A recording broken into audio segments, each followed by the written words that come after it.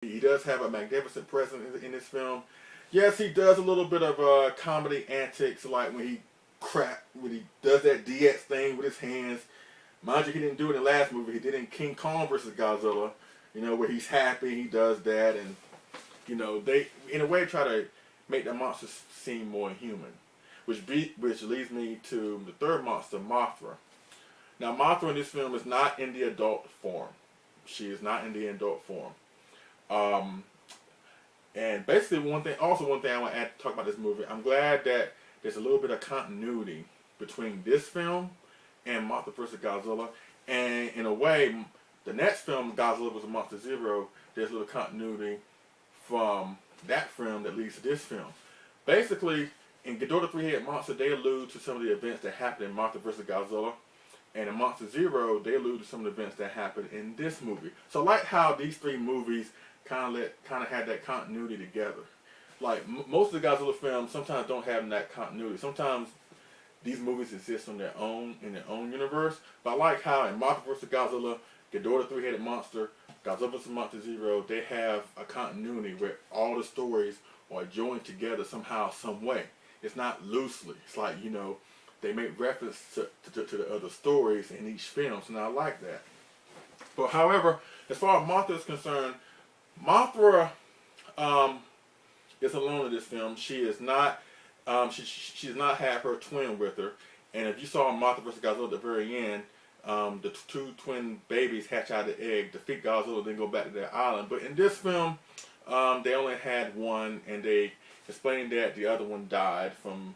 It's not really explained how the other one died, but I believe they had to have just one to make it more, I guess, equal opposition to King Ghidorah, because it's bad enough that we have to buy into the fact that three monsters take on one, even though King Ghidorah is bad and is evil and it's all that. But to have two Mothra, Larva, Rodan, and Godzilla in there, it would have been kind of hard to suspend my disbelief that that King Ghidorah has a chance against four monsters, let alone three. So that's why I believe they kind of left that one out. But Mothra serves as basically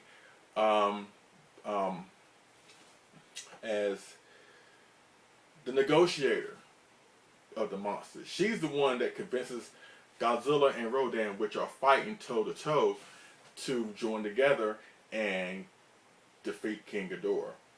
And at first, she has some difficulty.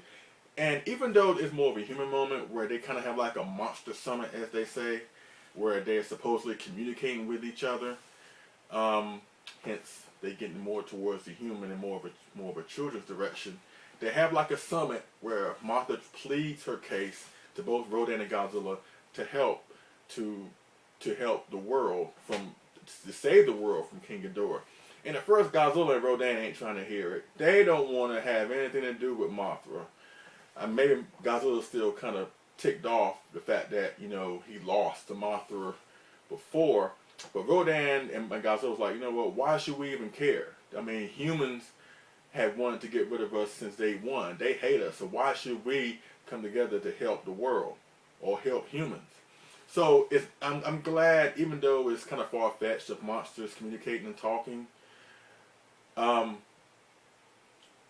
as we will see in subsequent movies, that Godzilla will fly and he will talk to other monsters. But anyways, even though it's kind of far-fetched of them communicating, I like the fact that Godzilla and Rodan was not quick to say, okay, we'll come and help. Because, you can kind of buy into it why they wouldn't want to. I mean, if I was in their position, I would not be one quick to help somebody that try to do me harm, but that's just me. So I kind of like the fact that Godzilla and Rodan are hesitant.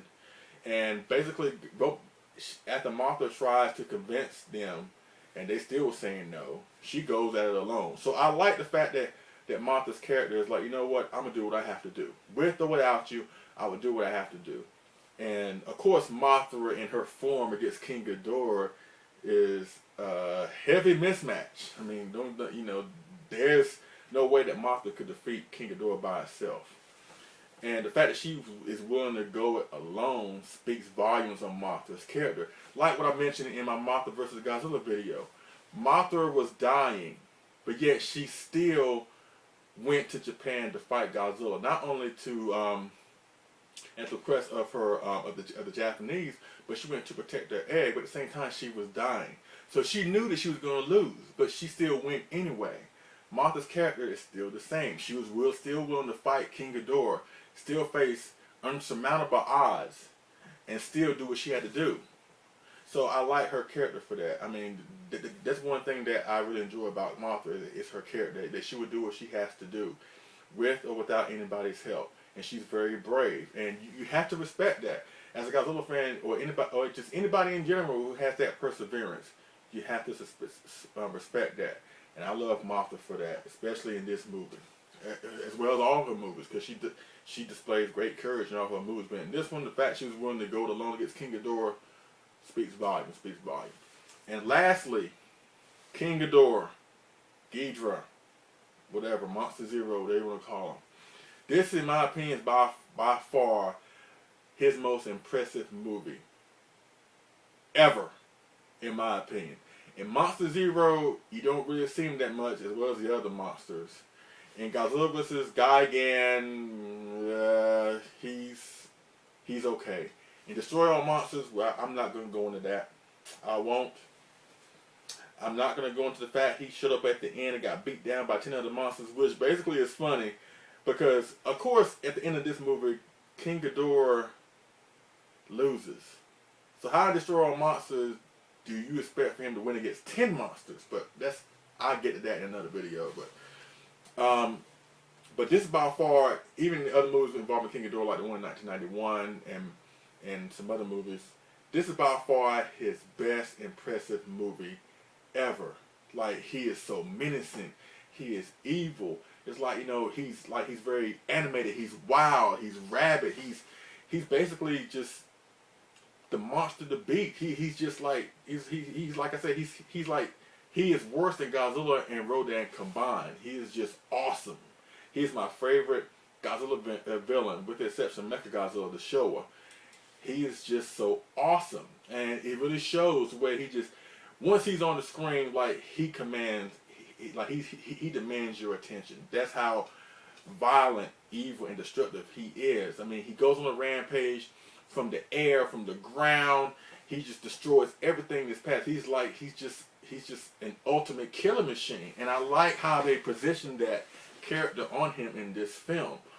And it takes a while for Godzilla and Rodan and Mothra to bring him down, and I like that. I'm glad that he wasn't defeated in maybe one scene or two scenes, but it took some time, and basically took some strategic planning on Godzilla, Rodan, and Mothra's part to bring him down.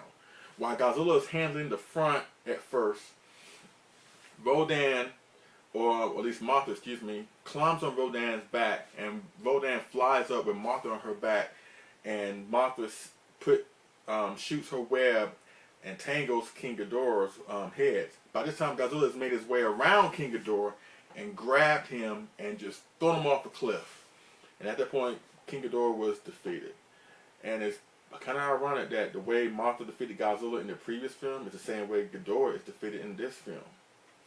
So, but still, all in all, the most impressive appearance today from King Ghidorah. I just love this film because of his appearance. He's just awesome, and his debut movie is just awesome. I mean, I wish he could have got more love throughout the series, where he didn't lose a whole bunch of times. But still, this movie is a win-win for me because of him. Like he deserves it. So the monsters, the kaiju themselves, are a gigantic pro in this movie, and especially the fight. I mean, not only do you have these four monsters fighting each other, but you got Rodan and Godzilla fighting each other, and that's a fight in itself. And it's just so many things are going on in this movie that keeps you engaged in the story. And the Japanese are trying to figure out, how are we going to deal with this? We got Godzilla and King and Rodan fighting on one side of Mount Fuji. You got King Ghidorah destroying Japan on the other side of Mount Fuji. How are we going to solve this problem? Hence where Mothra comes in and then provides the motivation, and it's the key element to get Ghidorah defeated. Because basically, if Mothra didn't agree to come Godzilla and Rodan would not have come to terms to be on the same team to fight King Ghidorah, and the Earth would have been destroyed. So Mothra is basically the key of bringing all this together, in a way. But I love the monster action. The monster action in this film is so superb. I can go on and on and on, which I think I probably have. But still, once you watch this movie and watch the monster action, you will be engaged. You will be excited. You will be just engulfed in it. Oops. Uh-oh. The magic of live television. But anyways, there is another gigantic pro. It's the kaiju themselves. Another pro is Kira Ifukube's score. Not only you have Godzilla's classic theme in there, but it's reworked to incorporate Ghidorah's theme.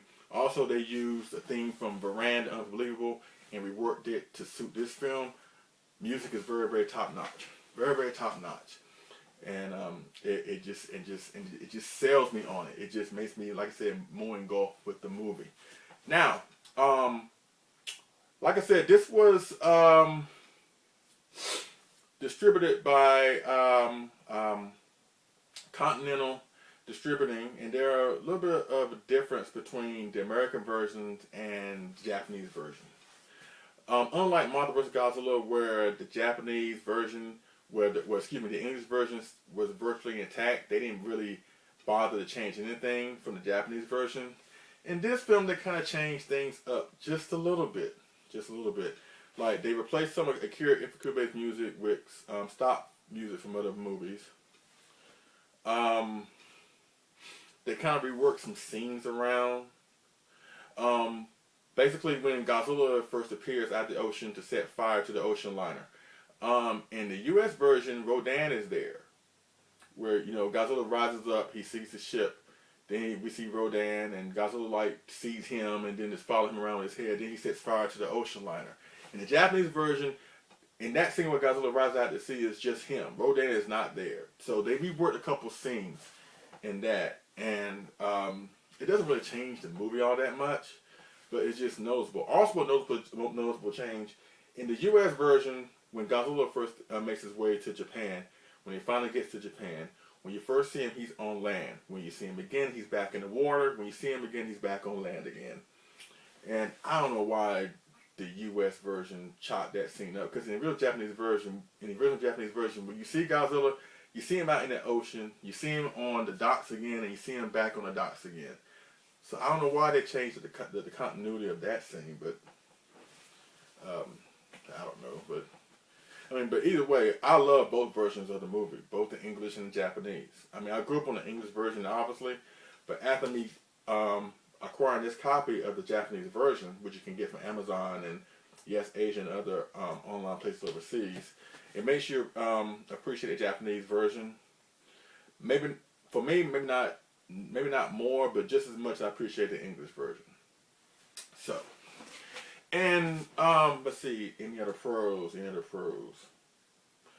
I can't really think of any other pros. The only con I see, as far as my opinion is concerned, is the fact maybe they try to humanize Godzilla too much. Maybe to me they made him a hero too soon. Because personally, my opinion, I like the Godzilla that's the villain. I like the Godzilla that's an evil engine of destruction. I like him as a slow, methodical beast that will kill anything in his path by his fault or not by his fault. I just love the Godzilla. Like the Mothra vs. Godzilla, that is my version of Godzilla, as evil, as villainous, heinous, just not so much despicable, but just a terrifying force of destruction. I just love that. And the only con about this movie that maybe they changed him to a hero and made him more animated with his gestures or whatever. But that was the direction that they were going, and it doesn't really take away from the movie too much. At least he's not dancing. But then again, he does a year later, and if you know what I'm talking about, then you know what I'm talking about. But that's the only con that I see about this movie. But other than that, this is a great movie and a vital film in the Godzilla franchise, especially when introducing one of Godzilla's most popular, if not his most popular foe, King Ghidorah or King Ghidorah. I cannot highly recommend this movie enough. This movie is great.